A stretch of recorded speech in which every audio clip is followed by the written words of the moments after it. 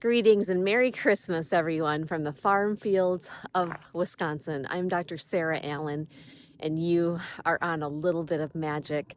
And I'm very grateful for starting this channel this year.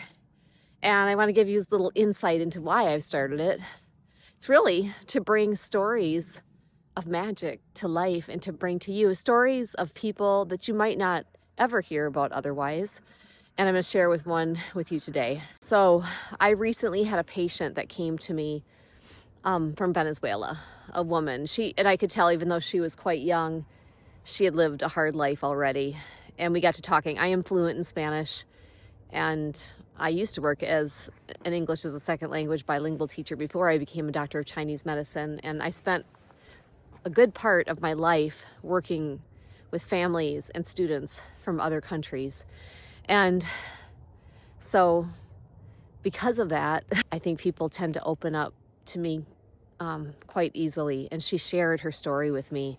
And I asked her how she came to the United States and why she had come. She had been here for about a year, did not speak English at all, or very, very little, and told me that she had come on foot with her family, her husband and her two small children, by themselves with very little money. And I asked about food, and she said we didn't really carry much with us of money or food. Venezuela to the United States is probably 2,000 miles. You have to think of how many countries they're crossing. Through South America, through Central America. They have to cross the Darien Gap that separates Panama and Colombia, which is extremely dangerous. And I asked her if it was, and she said, yeah, it was really, really dangerous. I don't know they experienced anything that terrible, but there's so much that can happen on that journey. And she said it took them 3 months. I asked them how they did it without money, and she said they worked odd jobs along the ways. For example, they repaired bicycles in Mexico, how they did it. And she said they used maps, because how they even found the route to go through all those countries. And they made it. They made it to Florida, and then they moved to Oregon where they had family, and they work really hard, and she's been through a lot. And I said, you must experience, being from Venezuela, I was pretty honest with her. I said, you must experience a lot of racism here. Do you? She said, yeah. And I thought, this woman has been through hell and back, risked her life, risked her kids' lives, and to get for a better life.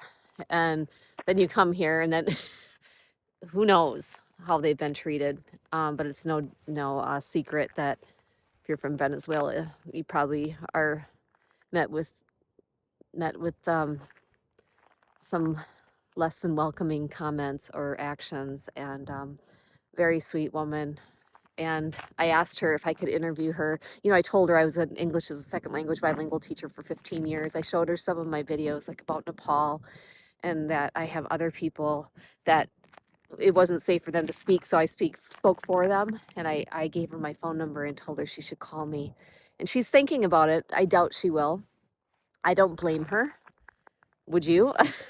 I wouldn't, probably. But I told her that your story needs to be told. Here she's walking quietly in our country, so quiet, and she doesn't have a voice because she doesn't really speak English. And carrying all of that alone, basically, must be very trying and difficult. And I said, your story needs to be told. And she said, yes, it does. So I'm telling it. Here this woman is just trying to have a better life in our country.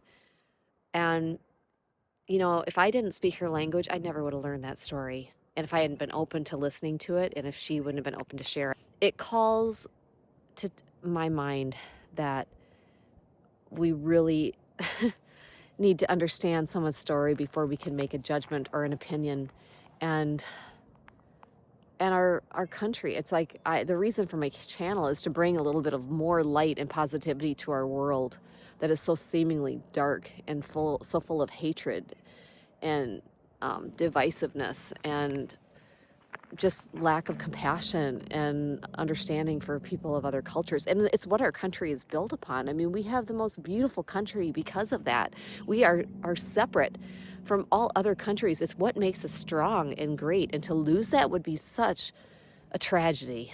So I hope, it is my wish for the coming year, next year, that we live in a more peaceful, understanding world, and that we can all do our small part to make it that way.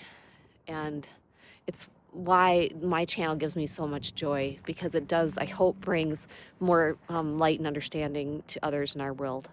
So thanks for listening. Merry Christmas, everyone. I hope you have a joyous, blessed, and peaceful holiday with your families this year.